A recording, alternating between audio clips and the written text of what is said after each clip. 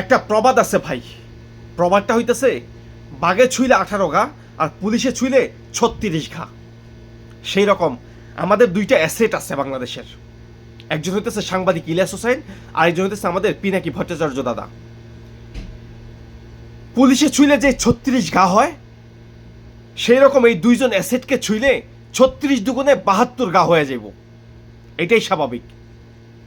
যারা এদের পিছনে পড়ে যায়, যাদেরকে এরা টার্গেট করে, তাদের ক্যারিয়ার ধ্বংস। তাদের পিছনের অনেক রকমের রেকর্ড, অডিও, ভিডিও সোশ্যাল মিডিয়াতে ছড়ায় যায়। তাই সাবধান মনা, সাংবাদিক ইলিয়াস হোসেন ভাই এবং পিনাকি তাদের পিছনে লাগার আগে নিজের ক্যারিয়ারটার দিকে একটা অন্তত চিন্তা করো, ঠিক আছে? অতএব এত জলদি কইরা হায় হুতাশ হইয়া এদের পিছে লাগতে যাও না। এরাই বাংলাদেশের গর্ব, এরাই বাংলাদেশের অ্যাসেট।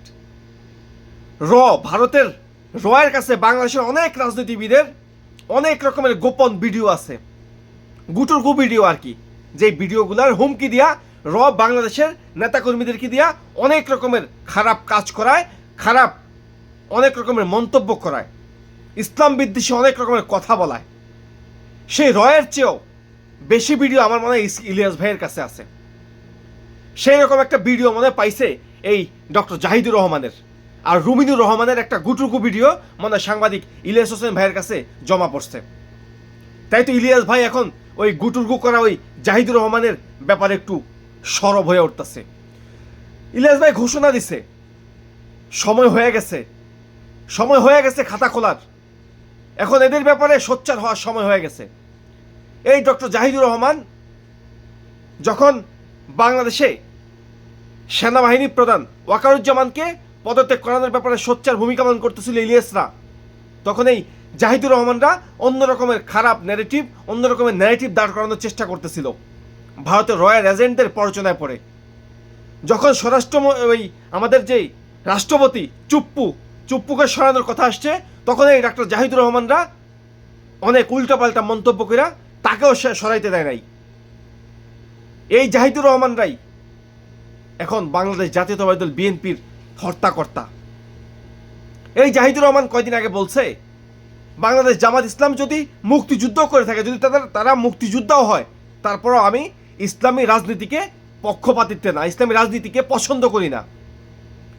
আসলে এদের মুক্তিযুদ্ধের পক্ষে বিপক্ষে এটা কোনো ইস্যু না, ইস্যুটা হইতেছে ইসলাম।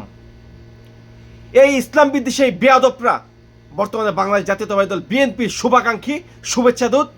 বিএনপি এখন এদের কথায় উঠে, এদের কথায় বসে, এদের পরামর্শে বিএনপি এখন দল চালায়। এটাই সবচেয়ে আফসোসের বিষয়।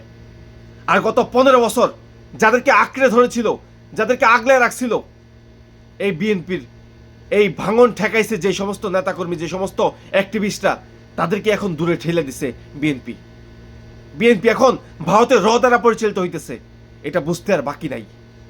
রুমিনুর রহমান আর এই ডক্টর জাহিদুর রহমানরা এখন বিএনপির সবচেয়ে বড় লিডার হয়ে গেছে।